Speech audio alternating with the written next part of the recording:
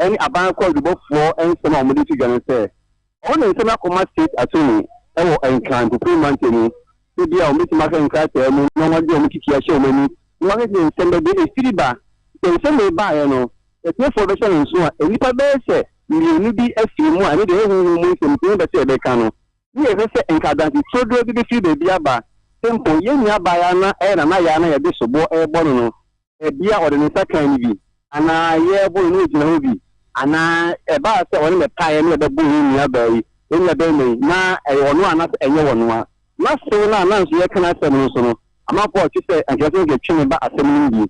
You know, I must have been a thing, a general year, and we'll go what I say. Yes, I say, you're best friend penny. And I say, you told me, you know, and I bank about what come out. I'm not doing it. I'll move you. Man, at the same block, you know. I tell you, says, I've been almost any damage, you know. Internet was a trap and so much as I say. The Boa, a year to do you. I bet can you, I'm not done about what Fabano. You look for to see a new, then some course. You send the dear to Michi. You know, you should not walk with me. You know, one should not walk with the or would you say the beard will be making that feeling? As soon as I see you, and 10 million, it's in at for so it's in at for the Saturday in our. We should also be outside, but then some could do. More say, yeah, Busini do never to soon. Nine, you see, I got Sabandia. We shall have a book say, at a court, yet in 2 months. There's a court on that year, so young to Basia, which means so. To me about India, I can look at say, Busini do never to soon, and not Namaya case, that's at first. Na already she mo call court no e dey na see one mo na enipa ne te sen ebi mo ba betai na ye achi ni kuna ba busuafo se na ne hote court ni dey enipa ni dey esutia na omo e ba yi ni dey achi no sai bi a ti akoda ntonsen so for e ba ono ni dey meet na ka se me nko na be ba e to bi ba achi no ni si achi dia na ti say am for be do some ko ni giche ni bi ni dia na so ma me dey oba we so ma me what tin kan if tin kan e ba court we obesta akọ ebusia ko kaka ne ba na dominant say omo sha fe ni tudi e kwa no na fe post for say omo ama ni pa dominant twa so no abi dey entisa bi say bi say sibium bi e sibi na nya e bi dia e na court no e na akoye be ni pa be 5 no an fe nya chine ko e to ni ko 2 e ba san so a na man ko yu si gigi e court no bi won say e say ba say now ni atendi dia e be man sem na ko interna ya obi omu a ti ni efe bi mu no support ma dia say ye nyan ko parliament enko se samra ne parliament so na dey schedule out to dia asa ne bia sa ye adwuma ne dia ni say China ya bekere bon remi wonfoni bia na circulate wo social media na maami bi kasa se ababa wana na ya no wo ba ye wote akire wo hu se asane ra ho bi wa ye kama na sabusuafo ni di ya wo yese wo di nkomo seresere ne ade a se na ya no ositie wo koto eno de request de wo di atudwa no na wo hwe enen so njo fana madodo no ye ba de a na odoni sisi eno wo freedom na NCA mo se hwe mu eche kwa che sabe no woni kuma si ha o ba bi a hono so no hono bi a wo bo no wadwa enti hono ise no je so kaka ho enti no ama wo mu na ya odi a abusuafon edi yenso no wonya achi na wie ya ka ko di abewa ya abansem ntiri no bi via so woni jiye yenso no na chibe mi se ko so wo fon so ye ti ye kire se ya ba bi so no na le kasa no eche say woda oti bibi wu na no enso go friend so ba na chibe mi se atwa mu no eti no de ebi a woti episode ho dia ene ye hwe de we kire bon ready share bedas papa bon ready share ageni mboaten Isaac Kennedy ho wona kwa pie mo ewo Akropon District Court atwema nwabiaja North Mansimu asantemantamu a wode will be abante a okọ empenatwen allege ni wo eba ye honsem eno de amayen Onche bia na abandi dwumaji bi de baya oluchem de orboa ama mansinim akwana owo ho no wetum wegene na do ama a driver for the car na modo a wetum waye motorable ono na watu no din drip nende se ewrem wo oye kowu Afan Plains North District Assembly a ena mpanyimfa a wo assembly ho no wode nyame egu akwema da memfiri no ho ne da won saka no wode ye adwuma no no ana ahenkafo a wo mansinim wo le kire de honenyu so ma bana ye na de amensin so gina bana nem wole ye no honenyu so ye pa na mom wore hye mansinim mpanyimfo de demba we fi asimo wonje na bra no so won koda na won fa machine nsesi akona ho fa mo no won fa wana ahen enfado drivers for the omuye ma is the ade eye ebe boaye but aka se na omu betwa so awie a bebia enye ansuo tata mo meye bridge amaye a kwan ni beda so amaye no man tiri ankuko ta amaye kra o megusu yi amaye no de ebe boaye enti omu mo de a omu twa so wie a munye ni nyina so maye preko na ye hu se grader na omu de aba ana aban ni de amaye no ye faso a yesu ye ka entan sentem aban asene na adwuma pa oyi okay prayer kwa chi de am say eye kakra ana ha kwan so mo be prepare so ade chi na sa hono kwan no enti ka yesu ze ka bosum ba miensa na na bia kra mo prepare so kakra abamba say yesu ye ka na ade ye adwuma no ehun na de na be che kakra ye sra man say se niam ne de onhwe no nyama na ama passenger fo no mo ho chi omo ko so se ye ho chi an a ade so na meso ayen ye be ko passenger fo no ko so no ma na cheka ni mu atena ma tina mo ye de mo ye why we meet ya kasi we nya to about repair say nya de o ma we find ya to about repair mo le nya we dance so mo say why no me ya sana about a driver for no KaseƐ no na district chief executive officer Odoma oye kowu Afan Plains North owura Isaac na okore oluchiem de da menhihye ya abane de bayi oba ebri pamuye pa ni sentin de dembra na akwana asai na aban nya da menyusade wu no wa aboboa ema akwana owo oye mensin mu no olisiesie na obesiesie ni ye pa no krene yenko ade pa samra me KaseÄ oba Afan Plains in general machines no ashase atwa kwan ne so a free baby a friend takrachwe Maame Frimpomaa junction ene unam kwan so ba asodwe mu a ubeduru ye hanso so a ifisa menhia eba badonkunkrom we de atwa so a akwantifo ani age pa say unam so a woni je yegusu ye nwie ye fili portals na fe ye twa so asanyame yadom ne etimi twa so nyina wi a central government ebeba abeboa ye nyame yadom from next year going no na ye de addition kakra bi aka ho na quota ne so ababa abegusu amaya we ware shemu wogidie pa se yetimi breaki 8 na nyame yadom next year quota tum nyame so ncha de aban eye nanado danko ana ye papa baomia adaroma sika aba ya de betua fuafo no eka nti ende me KaseÄ fu a ye koji ye bosom emu nyina ye twro check ama filling station no aban kachi panyin na okore ena ono so de da mensam no tugwa ye to KaseÄ bono so na Ghana eboye ho akọ abato so na basa woni a April mampani adwane nyina etintim krata da wo mutiri mopo edi de kire Ghana fo mo bie ho faso de a abato no obenya ewo so na Persons with Disability Entrepreneurs and Afro Business Association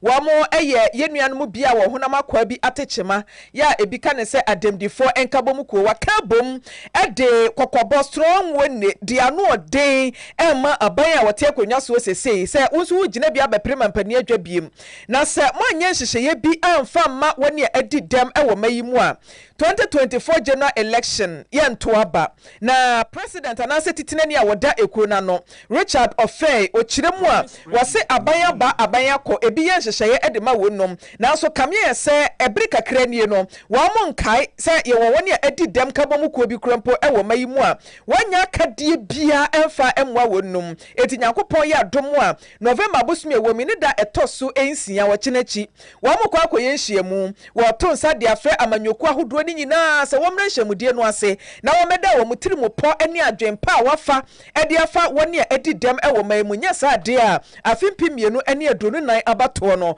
wo mo entubi wo so do mo do so pa nti obi amra Kumasi, you call if you invite na no to for me for STC.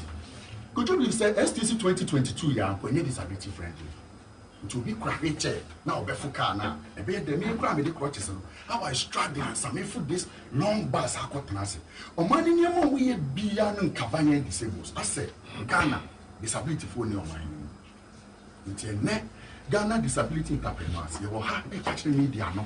And the whole Ghana disability community I say ye pa mo chaw yes rewo omo ndwen ehu se ye kaman ne ho na ye mu bi nso ye nyema bi bebre especially the business sector omo bi adwen the business sector tell na ye disabilities dey nso ye try see ye business ni bi no mo discourage ye try see ye business ni bi ye bi no amate se ye sheda ka se budget we there is for the PWD entrepreneurs for development Ghana bedrock budget. I think the media say, this year the budget. I can say this budget, you know, they said that looking to people for PWD side, AABB, and I produce the PWDs, the development. There's nothing like that. Almost drop budget. You are calling the finance ministry, say if you program one, no lunch in because one day, 6, which is Wednesday, or Ghana Shippers Authority. All the government, most of the government institutions. Even including finance ministry, said this is what will come out. PWDs nationwide have come together to form one association to find a way of developing our own disability entrepreneurs so that the poverty and what children in Canada, you will be as a leader, they are black power. Sometimes you will be deep with the Bemobi. But I bet that I saw sacrificing now the money will be. Then, when you bend your mind.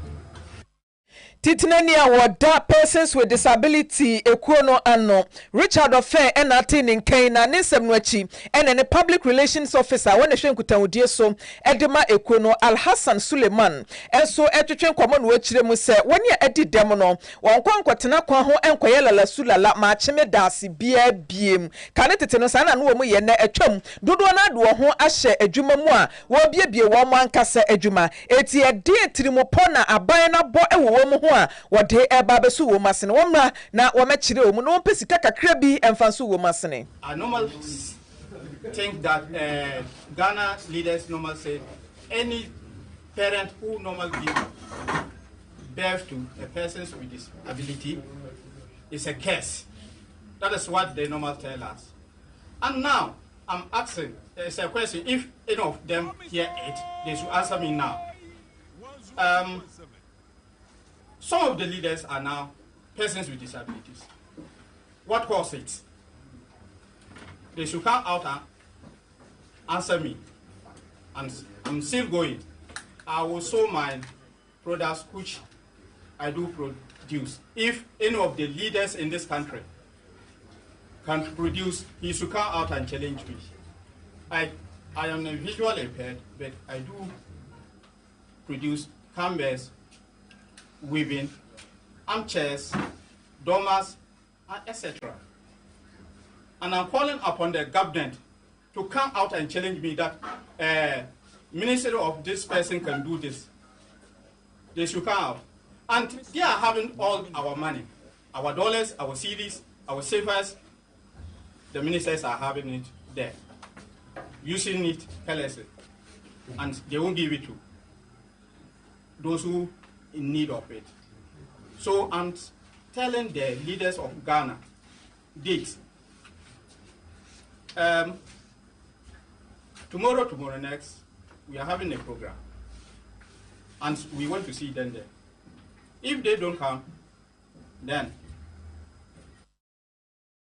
Oni a oti ninkan public relations officer wano ene hwe nkutawudie so Edma PWDS Ora Al Hassan Suleiman. Dr. Mahmoud Baumia ono na orutu Frank Aza ma MPP osun kokroko amanyuku no afia abatu ayebotu na Dr. Lichirima oyaza Omampeni da His Excellency John Dramani Mahama ni 24-hour economy na Ozerban damasemi fitimro obodo ochirima onkyere eti asoso a onyeye enti ni timoponti ochere onyaja Ghana mbabun obotum wegina do watu aba wazama oye His Excellency John Dramani Mahama ama wetum wa abaye omampeni biomna Odidamasa tugwa awabra ninsheshe odigwa akwem de olihye Ghana mbabun na ode nsama ato n'enyim na wahwede na wato aba mano a wato ne din Baumia for jobs oye ndeda na ndeda kosi na wokohye mbabun wo oye Boteman Sport Complex owo enkrapompuni mantem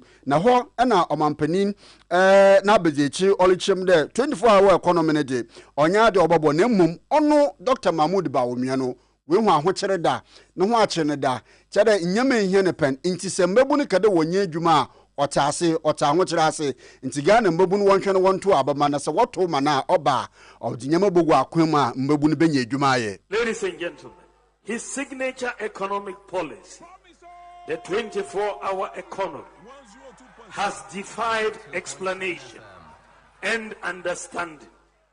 It's basically a case of one day, one explanation, including the rearing of lions and elephants. The latest explanation that I have heard from them is that for one job, you will have 3 shifts and 3 workers. So if you have a school, one teacher will come in the morning, another will come in the evening, and another will come at midnight, including kindergarten teachers. He also says it is voluntary and will be implemented gradually.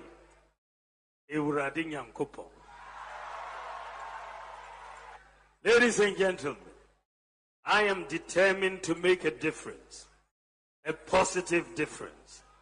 I will work for you and with you, with honesty and integrity, with wisdom and decisiveness. I have clarity in my mind as to what I want to do from day one if you make me president. I will not ask for a honeymoon to cool off and think about what to do with the responsibility you would give me. I am prepared and ready to work if you give me the opportunity. Ahanna Dr. Mahmoud Baumia Oluchemede oyaja onyuma ahochiri ye pa na naso afemu abrabo ni mupen ntini se mobulu hwe ato aba man ma wa bate wo ho ase na weyi ho na afi ahochiri ma oyano Dr. Mahmoud Baumia nye former president His Excellency John Dramani Mahama bia. I was born in Tamale on October 7th, 1963 to Alhaji Mumuni Baumia and Haji Mariama Baumia.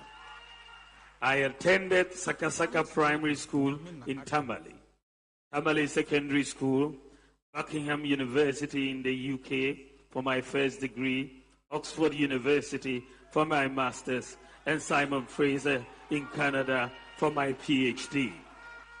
I know what it's like to be unemployed. I have been a farm laborer before. I have been a taxi driver before. I have been a cleaner before. I've been a teacher, a technocrat, a banker, a running mate, a vice president, a father, and a husband. As a technocrat, I worked at the Bank of Ghana, rising to become deputy governor before entering into politics as Nana Addo Dankwa Akufo-Addo's running mate in 2008.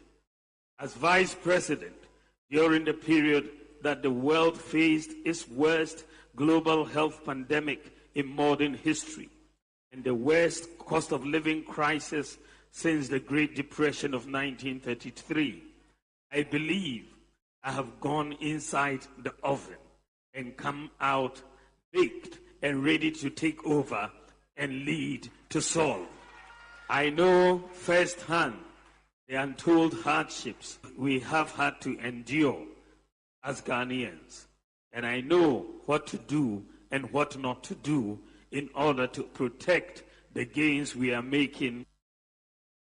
Dr. Bawumia Tiodo Chiremede, since 2017, onye omampanyi nana adodanko akufuado wofri amembu na asen oyada wetum we create njuma oye 2.6 million since 2016 besi de mabri a ye kase enti waye bida nti so okada obeye ne sasunti Ghana mbebu no nhwado nto abaman na oba obobo enjuma bebre ama wenye biaye. We have done a remarkable job in creating jobs in the last 7 years.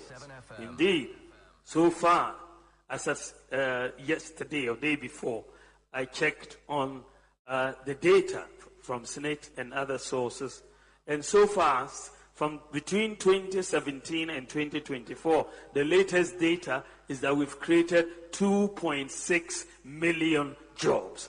2.6 million jobs. 1.4 in the private sector and 1.2 in the public sector.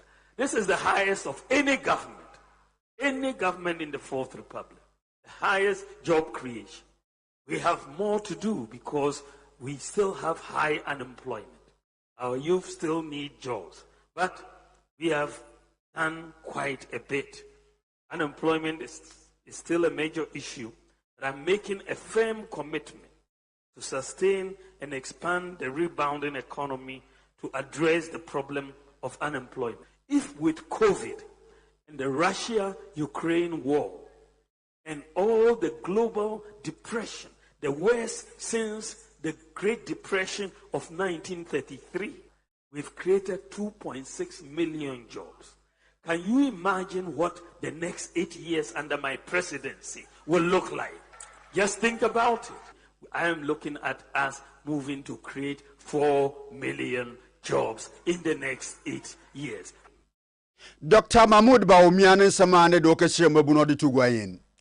Ye to KaseƐ bonoso ha e promise 102.7 ye da so ejina amanyosemu Dr. Mahmoud Bawumia wanamfa na ne yere nsoso enamfa second lady Mrs. Samira Bawumia wadensa atonsayem esre Ghana for se won to ba mane husband ni chocho mucho ni tele ne tala ni kunu oso wane ne dampa so nti onim de be ma ne betimi aye ti Ghana for mo kwa abato so a new patriotic party montomfa ma Dr. Mahmoud Bawumia na fe parliamentary candidates ahodo wo man Ghana fa na nyina so moto aba na monto emfama wonu no mo meye mrahwedwafo edom kase no wontim hyemra emfamo Ghana fo wode sansemi etudwa ebra woni adehia ewosuhum na nkese ekohia ye ewosuhum constituency apoye mantamu a na wode entoabo ena ekoro wose woto aba edema Dr. Mahmoud Bawumia eniam ahodo na nado danko akufo ado waye nyina wantimi anwie no Bawumia betoa so no waye ni nyina kokure no wonu mu a ebeka nwura mu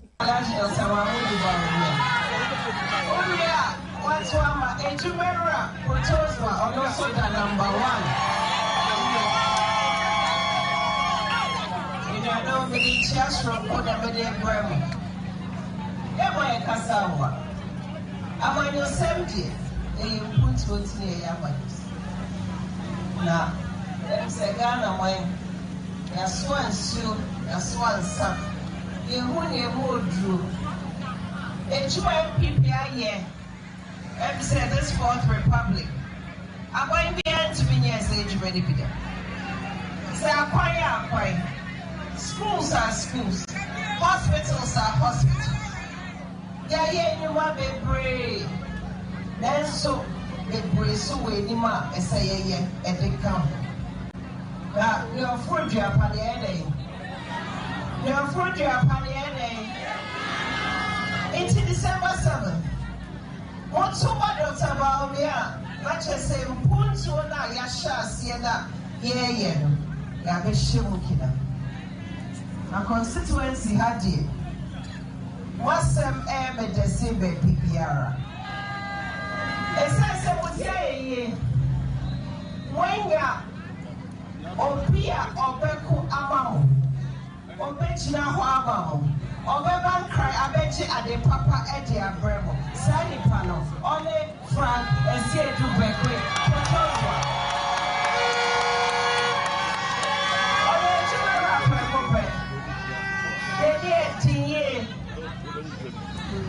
teaching constituency and Danapomas. Mampania bedi achire Dr. Alhaj Mahmoud Baumia ya wotu franka ediama NPP wasono amanyoko ni ho kani Mrs. Samira Baumia ena woteni nkan na ne nsem no achi ena NPP parliamentary candidate wo wosuhum empatamo Frank Asiedu Bekwen ya dodo na afa ne protozoa pani no edeto adehye ni nyina anim se wonto aba emfama NPP said beya free senior high school na wode aba asuafo agent tie ewonto aso suku fa ne kwa ya batan ekomu aha wo mu no watimi abetoa so Obako secondary school free ya mitina wuni baby amisi wala kunya kwala misi wala amini wako school in New Town me kwala mitimi kwa secondary school na bra me prayer say na mitimi kwa secondary school no me kwala mini ya kwa bayire body osu ya kwa sia bayire ya kwa kwase wakona ya kwa sia koko bantini prodi asana ya school fees na and that say abangiaba no say obiaba go school free we are NPC ni background go school free sabano when ya campaign tia sabano upompai na aba president everything na kasi komo ha aba esa the free education aniti afia bato no enya ekitini ono bato enya MPP ni NDC abato enya abato a yabato na yade a protective free education enya abato a yabato na yekana fo yakase free education until na ho afebo na onipa obetumi abo free education no e ho ban and his excellency Alhaji Dr. Mahmoud Baumia. Ani a wojina mu ediama MPP amanyoko ewo suhum constituency Frank Asiedu Bekwen na wa premra shebedwa kwanwa ena ate ninkan na ne krokro mu ena berema mafo ano wo yesuhum na nkese ehene wode to adehye nyina anim se asomdwe ya de bia yentoto na se akuranti ye bobwa ye ho ye to aba abato achi no ye hwe ema asomdwe enya dwuma na ogina so ede abasobo ema Dr. Mahmoud Baumia se nto aba wo bo nyina no wonni atem entwampo ankan kase bia abato anya tokwa aya sumbi ade dem pese abato na basa na America mese ya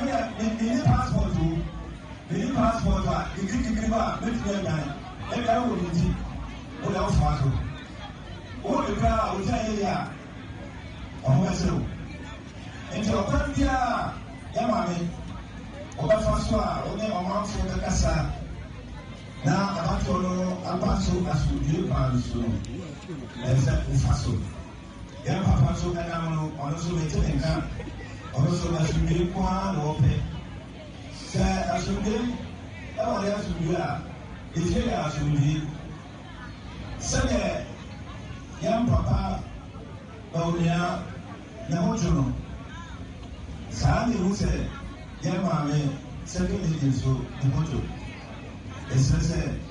se awodo a efra on tamano on fa e campaign basa bia eba eni awuti ye eyesuhum na nkase hene nana mafo bano Owura Haruna Idrisu oye mbrahye bagom nyidima abato mposua Tamale South constituency na former minority leader and orishe abato commission de embra wafra sede or print oye ballot papers en osrenwan sa abato commission ompede amanyoku bia wo benya adwene ntanta wo benya adwen bi de abato commission no abeya yerbotu wazinwem na basabasa ibi wazerba womo na every single oye ballot paper bia ni serial number on fa motugwa onte dem wo benya adwentente bi de aba no wo pere wo wiem wode ko baby.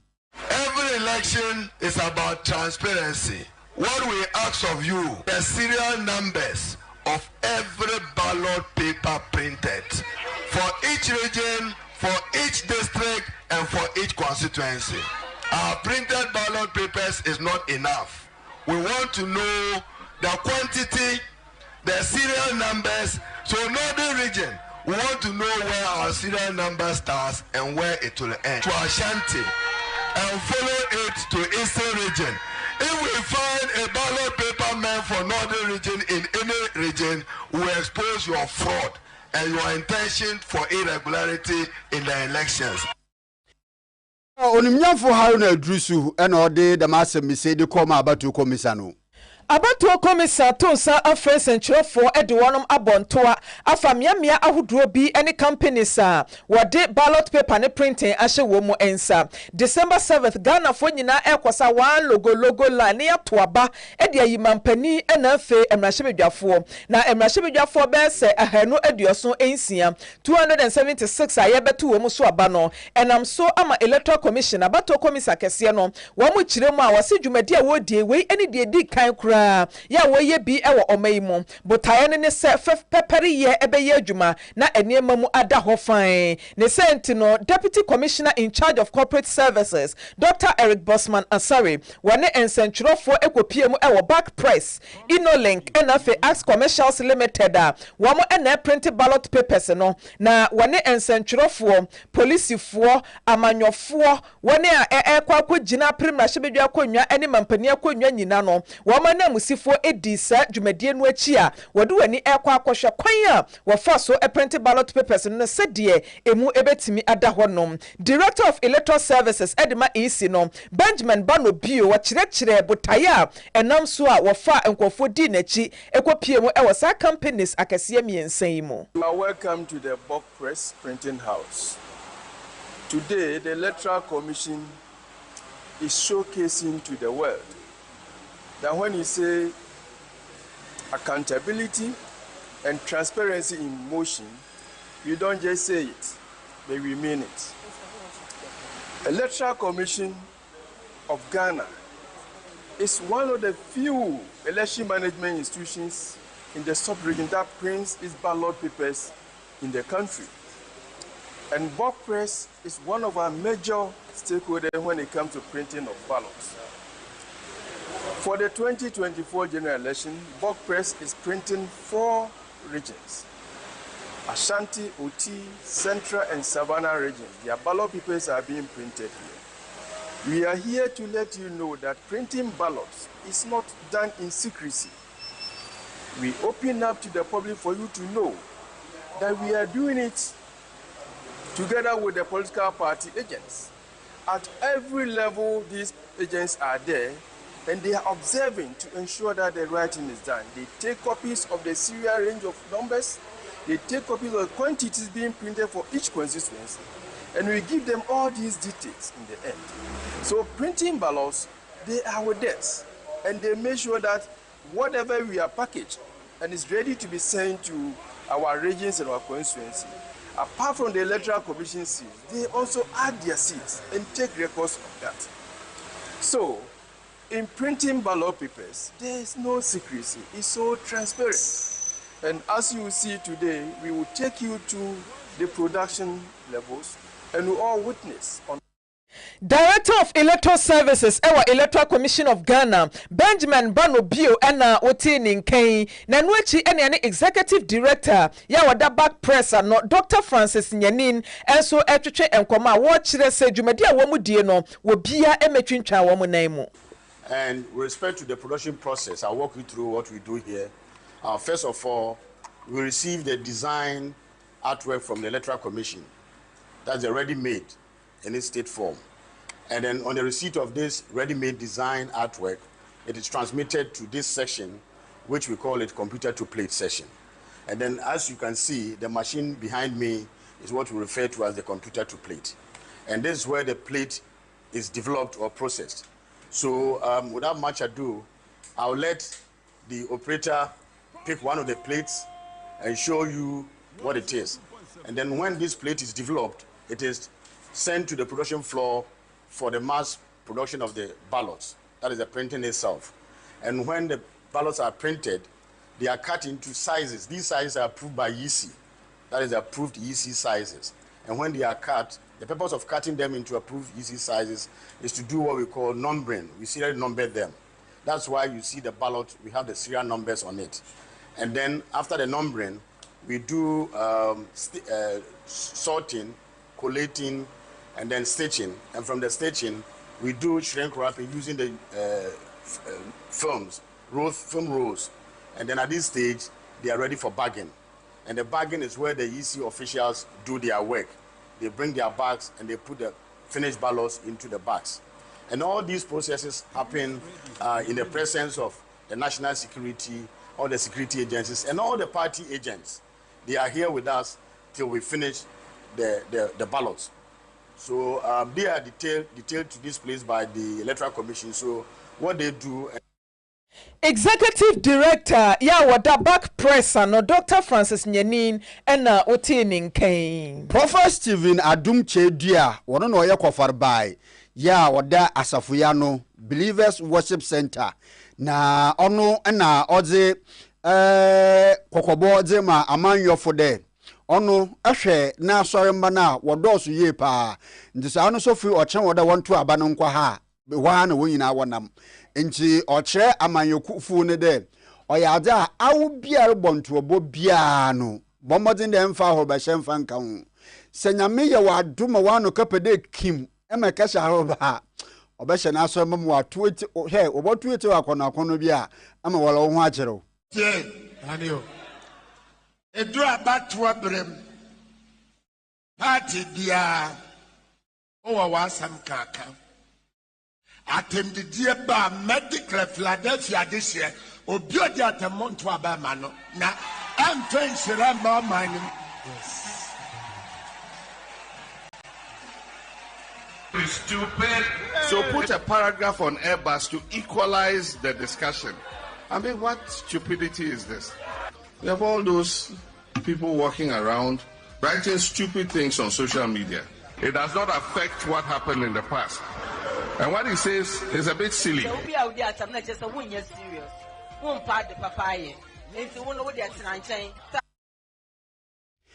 Enti Prophet Stephen Adumche Dia ena odi da mensem no tugoda amanyofo wonye ahorobahye onya dama one na asoremba oboto etia hwan.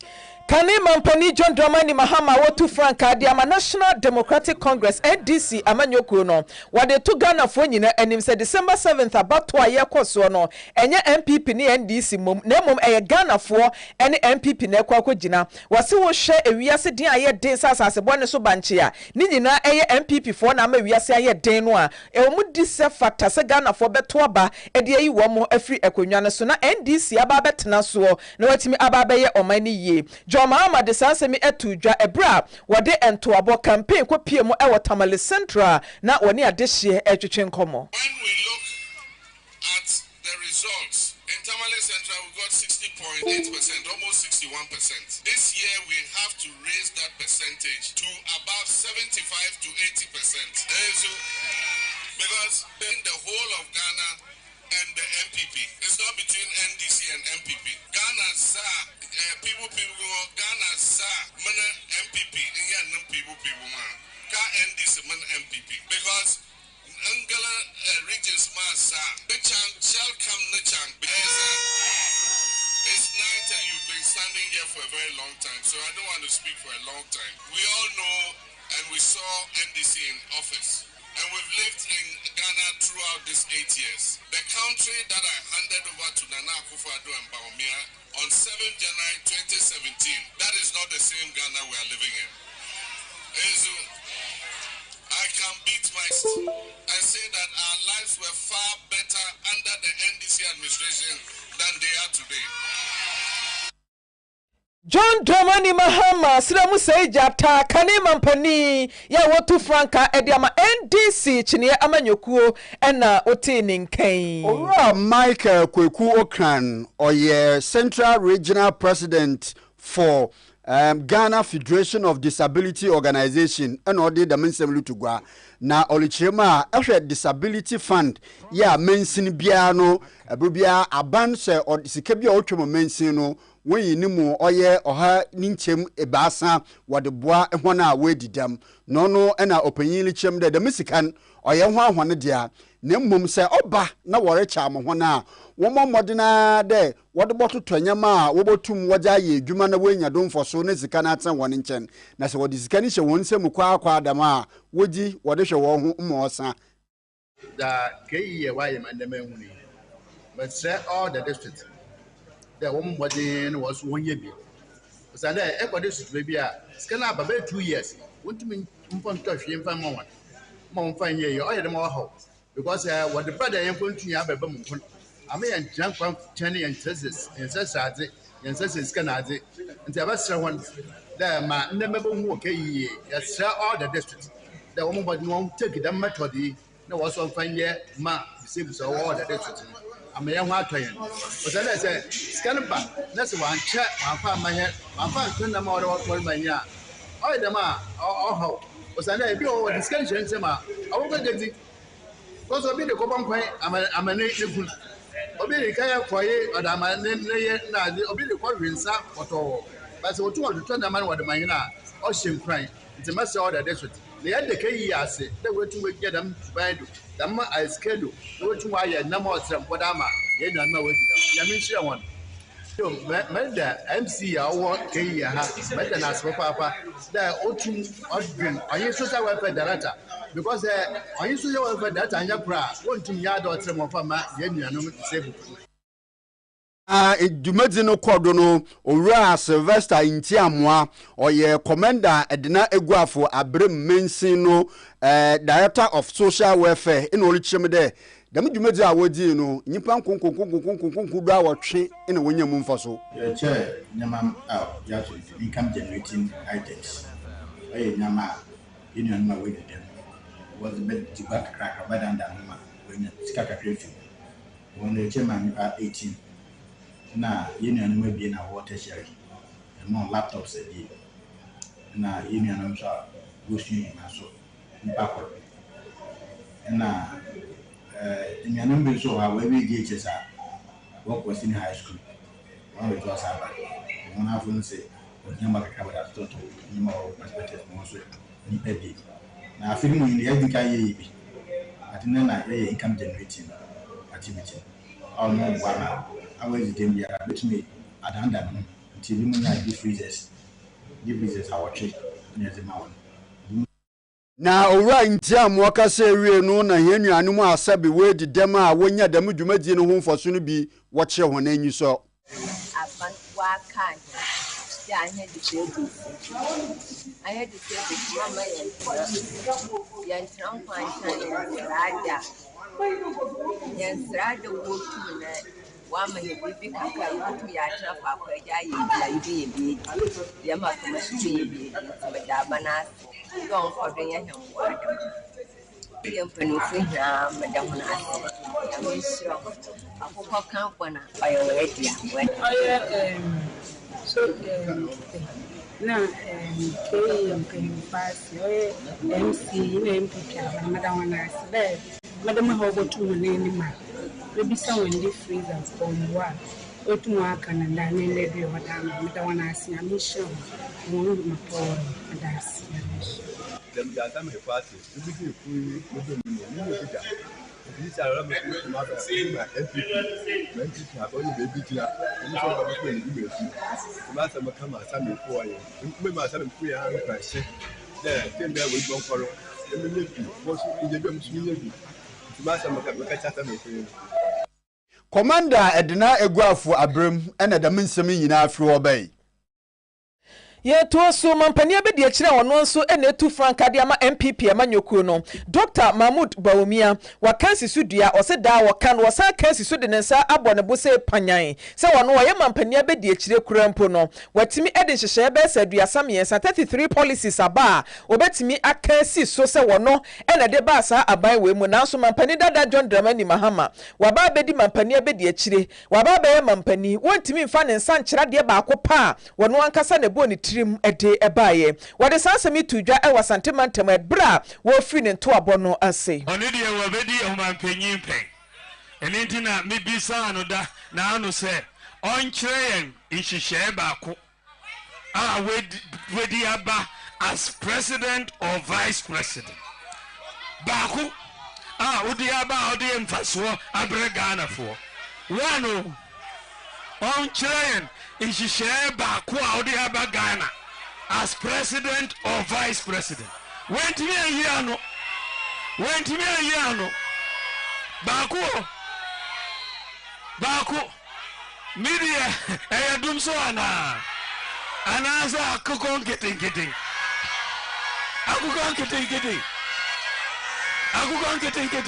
sana ebu mai media ubi sami Dr. Baumia we be the vice president there be share now there about member 33 different policies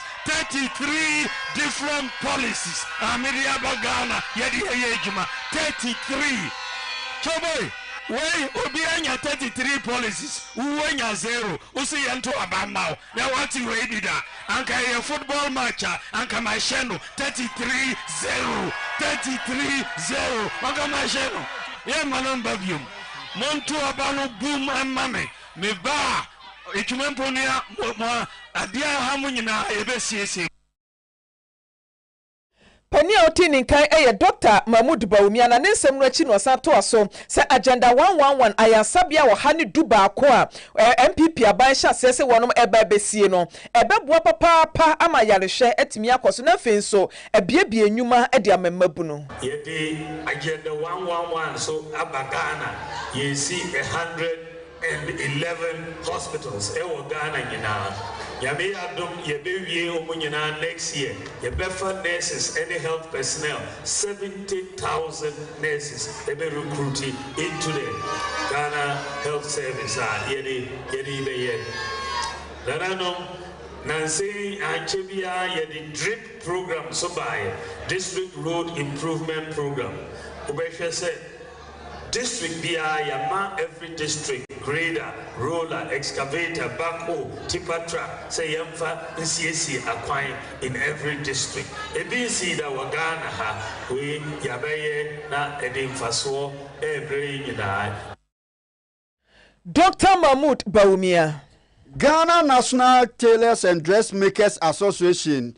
Ninkrobata bia owo oye ahafano North Municipal Assembly or oye asantimantem heya na inde wade nyame egu akwema enuanom na oye mba bia wokọ adesua nchekere ewo tepa wo chema wapon wo ho emasisi ayereka sei wade akaze wade amahwana inde orbo hwan ma wetum na wahwe na wade atro hwan abrabodo na dwumedzin orokodo no ewuram wo tepa zone 1 chairman oye owura Ibrahim Aziz Bright na oginam ema wohwe ma wodin jamani nyina wodima aye enuanumi na ono na olichiem de dem anamontu a wetu oluboye pa ema mbabu na wonye adwuma nye wonye adwuma waye yada madam fo ni nyina ne nkwara na se sa nkwara ne ya asutie na wo batina ase mfie emiensa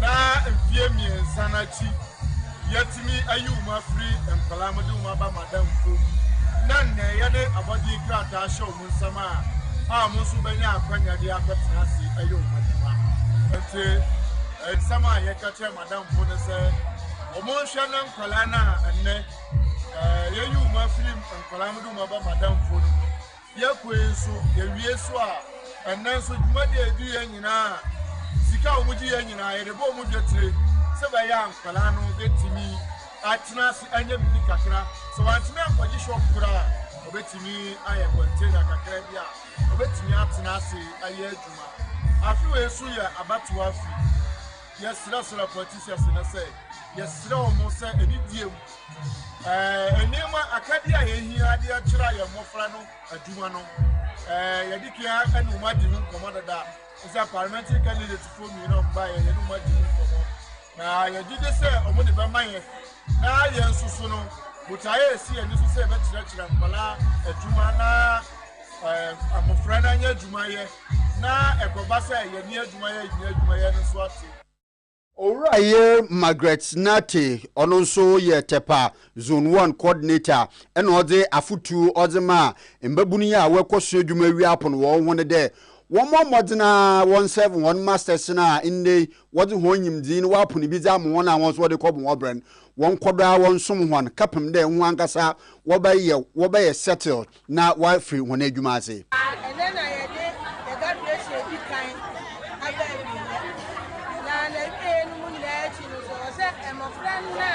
yɛatete wɔn mo masters no ne abotire atete wɔn mo ɛna ɔmo agye ɔmo set ɛni sɛ ɔmo de set no kɔ to fie na ɔmo de kɔ soasoa nsɛm na ɛno ne dwadie adwuma na ɔmo asia no ɔmo fa nkɔyɛ adwuma afei sɛ ɔmo de ɔmo ho ase na ɔmo fa nsɛɛbo madamfoɔ no wie wɔn nsɛɛbo madam wie a wɔhyira asa ɔwɔ sɛ wo sɛɛbo wie no wɔhyira na wo so de kɔyɛ wɔ adwuma na wo so atumi de atete afoforɔ na abibia yɛ nyansa no dwuma ɛwɔ yɛ mansi no mu ase kakra a ɛtuo kakra a mewɔ ma yɛ mma no a ɔmo agye ɔmo sɛɛfo ɛnɛ so mo fita paadze bɛ yɛ nuanom a wakɔ adesua no wapono wɔn ho yen yɛtoa so na sɛdeɛ na wɔtwe bia yɛde bible adesua ɛbrɛ no ɛnɛ yɛtoa nkyerɛkyerɛ no ɛso Reverend Isaiah Chei Atakura Kwame Danso Methodist Church wɔde yɛfra mu a Matthew 5:3 ɛna na wɔtwetwa mu wɔde baayɛ na nɛ ɔba bɛkyerɛkyerɛ nneɛma a ɛfa Matthew 5:4 ho a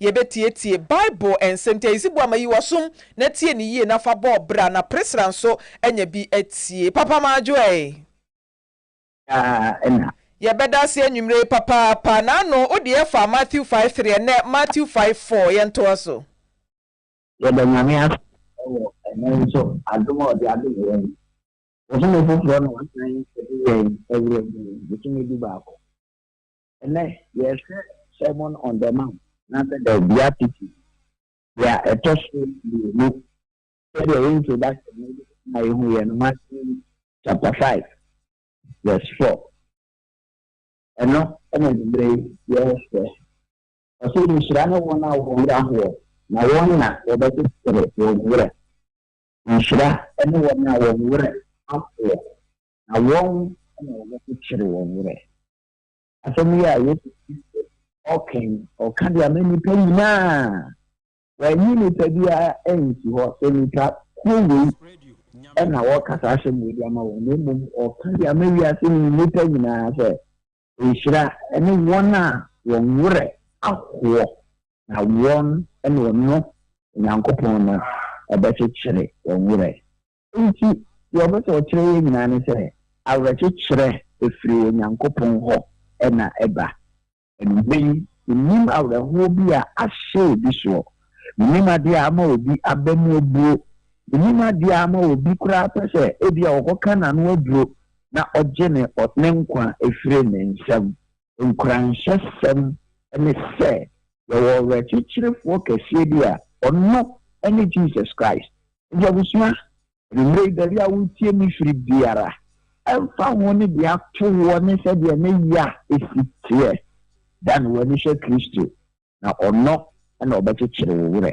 ɔno na ɔbɛhyɛ wo den ɔno na ɔbɛhyɛ wo nkuran ebi asi da deɛ asie biara busuafoɔ ebi asi da deɛ ato wɔ no ɛnyɛ wo nko ara na ebi ato wɔ ebi ato nipa ahodoɔ bebree pɛn ebi to mɛrɛ 11 wɔn nua Lazarus yare ɔkɔfrɛ Yesu sɛ ɔmɛsa ne yadeɛ Yesu amma Yesu ba bɛdu hɔ no Lazarus awu Martha wra Martha Yesu sɛ wowɔ ha nka me nua awu Yesu Kristo asɛm a ɔkaeɛ ne sɛ ne Kristo ne ewu sɔreɛ ne nkwa deɛ ɔgye ne deɛ ne sɛ ɔwu mpo a ɔbɛnya nkwa nti anwummerɛ yi saa Yesu Kristo yie ɔno ne yɛn werɛ kyekyerefoɔ nti anwummerɛ yi baabi a wotie me firi biara ɛmfa ho ne nea ahyɛ wo soɔ awerɛho a aba no hwɛ w'ani hwɛ Kristo na ɔno na ɔbɛkyekyere wo werɛ amen papa yɛda ase papaapa Reverend Isaiah Chei Atakura wɔno ɛyɛ Kwame Danso Methodist asafo sɔfo pani ɛne ɛne no ɛtwetwe nkɔmmɔ nti blessed are they that mourn for they shall be comforted papa wakyekyere me wura nwummerɛ yɛda ase papaapa sermon on the mountain ɛne ɛde ntoa so brɛ mu no yɛnkɔ kookoo nsɛm ho na ewuram wɔ Bibiani district officer opanyina oye Bibiani district cocoa officer for the Cocoa Health and Extension Division of Cocoa Board Ura Osman Dauda and all kase no chemede ehwe smuggler wo smuggle koko wo di fi o man Ghana ko amanfofo do koton na oyaza ogudaro korsu ye pa from oye afi 2022 odi be si afi 2023 no oyaza Ghana ha 200,000 metric tons of cocoa and a month for year was smuggling with the free or man Ghana common for Frodo. Knowledge Shema Anno Damano, a Kawawa man Ghana wabo or a $400 million choppable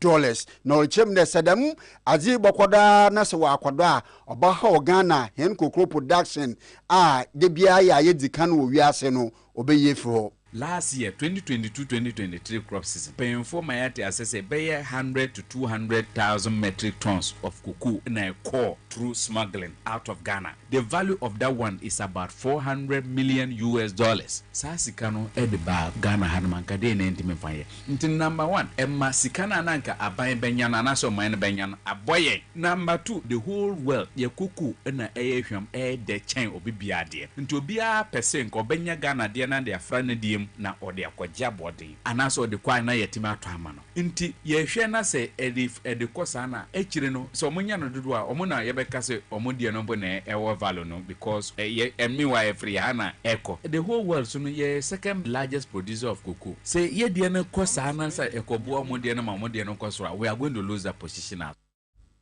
Na Owura Osman Dauda kwado KaseƐ de ehwe cocoa smuggling no hawa ozer bana wole chiremde Ghana fo wo mo hono nwanna ho inne cocoa se yedere ekọ amanone a yedugu kotokum na yedugu kotokum yeso a na chede ye egu chipum na orokọ inti sende enama na wu obi di cocoa ode egu gallon ebi obi di cocoa egu polythene bag black bim na chede oze kwa oya smuggling cocoa bomodna de be yimpayimfa sutir na seli yimpayimfa sutir na we hu cocoa na wode gwa na wo kar cocoa no wie na wo hwesika na bom osom na woli cheme bie wa amofa adwuma ba mede mu hu lebejim Near ye nimpa na se koko bia no ya hata we edigu bottom nti se uhu se edigu ankrem uhu se edigu se bikufo gallon ana se any other container apart from bottom na che se ye wo ba bi de sie nti na ye ne sam omo ese yetimi ka ho asem na yentimi impound no na enigi sem ne se koko board se ye nja osa esa na se ne ye hwehwema dia no papa ne sakwa wa be na moso e ma ye ba chi saa gus no koko no e na nka de smagon no ye wo abaso body e de be ma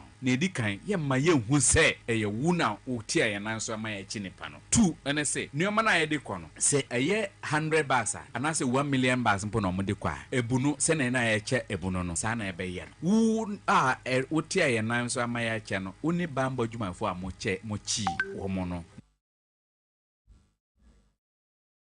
Enti Owura Dauda ninsama oditugwayen Udi easy boy mechia. They say ba adwuma na ba ese enye pebi nye. O check o hwe na we hu ma me na mu rum. Ene okwa na mesan. Ma hwe ho na wo smogo koko. Okwa na mesan. Mabam enwie mpo ewie. Uwi apeka krama me. Okwa ba na eja. Me ndi njoda. Na mama mba president bi. Isi de ma no. Ye to KaseƐ bonus na ye fi koko semu na ye tie sim ewo Asen Central mpatamu na eno shebedwani awo Asen Central ewo fifi mantamu ni munyafo Kennedy akompreko e Japan wode ato ade hye wo Brekum East bono mantamu anim se NDC parliamentary candidate won patamu wonom Elder Simon Ampa be chireme wonenam enwo keka se Brekum de kwa alawa kwan ne so bridge bia na sensamso bia ase wono ena ye ho adwuma na se kwan ya yedi kan aye ebeba ne sen ena pani bi asa aba se wona ye kwan no eye MPP aban ena ye sa kwan no tipani ni ntwe no kura efiri wonom no mpa de foforo bi enka nkyira de hye e won patamu ho ebi no mo keka se bridge bi aye ya wa ha omo akofa aboa bedu ho se omo metimi aye neka nukura akyerem obi aka so ba ye kwa enye boni de bomu no embra wo ho Sabridge no Sino Hydro our need Ghana and one contract our year for acquiring Kennedy akompre kwa Japan to aso e de adesrede eto party mpanifo ene party ma ya wonom ewo Brekum East mpatam wonom nyina se wonya enkabo musononkon se de be ya wo betimi asan atena Brekum East akwanwa ne so. Bible say a house that is divided against itself cannot stand. If you are a courier anymore, asumvie maho ene mpuntuo aba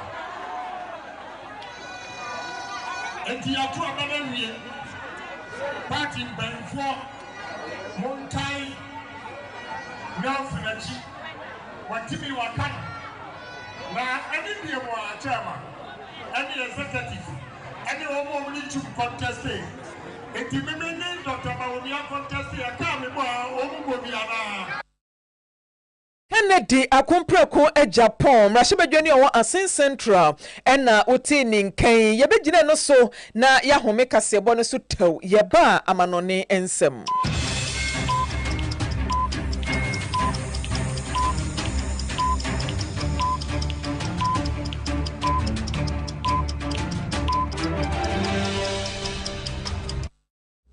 Enti yakọ amanone nsam no do a ne yegbo Spain manum na Spain manum no wo chema ande mowesi wo no onya asem kakaba kra insu yiri kase bi wa twatto se e wo Spain manum a de mabre abrono ahoro a owo Spain mu no onya asem kakaba wo kra ekoba bi te se Barcelona oyade a insu yiri no wetum wedi atese wo ho afi ekoba bi te de oye Valencia ono nso ade a olukodo wo ho no nya asem kakaba kra Catalonia no nso ya ade a na chede nde Spain mano we hu amande na wo chema oye mframa kase bi ina odi nkan yi nitir awo Valencia ho na chede nkrofo a wotete ho car obi ti car pa na mframa we peche car no odi namwim a na odi akoto bebi a nanka so peda odi koto afi owie na nsubrane bi so di no wugima inde mowesi wo Spain no onya asem kakraba no no na wo chem de mabre nyimpa nkonkonkonkonkonko 217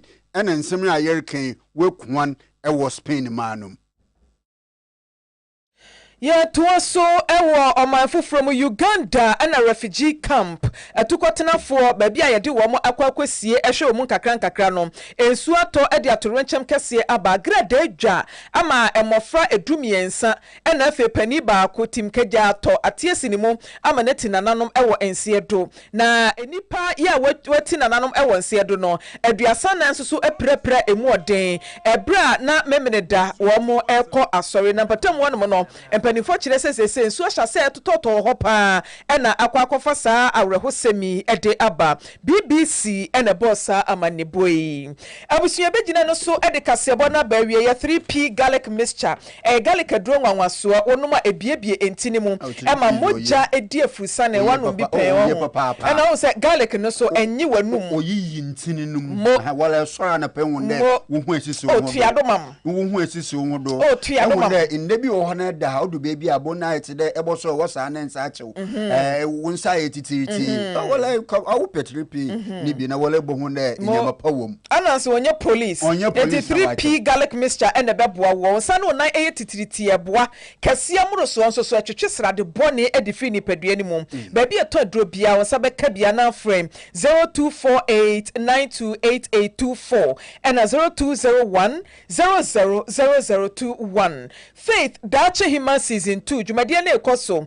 enche bia na yekọ finals no ntime pa choto aba ema o favorite contestant o person odi nkunima botre ne eba dia na abato na ene de ne beba dial *920*55# na o de contestants code no aka ho ana download the vote easy app no e wo Play Store ne App Store no ano no beto ne duduom e de ama no Faith Homeopathic Clinic nronke to stroke na awo ho nsem fibroid diabetes sexual weakness memma no ena fe ani hawo nyina no Faith Homeopathic Clinic otu ase wo ba odi afidie bedi kan ahwehwe ni padua ni mu ansa na odi adro account ahenema kokobe 18 mu ho anasoye ne wo phone 0246-728-675 Bosheba Electricals yen kania papa fie ena fe Express Group ya 24 Adamfo Tonvita emofredua ne papa bi Grace Phyto Clinic nso eye Dr. Masua de wase brana onsua odi nimde no na na wode saw yade enuma ko we no madama yetena se a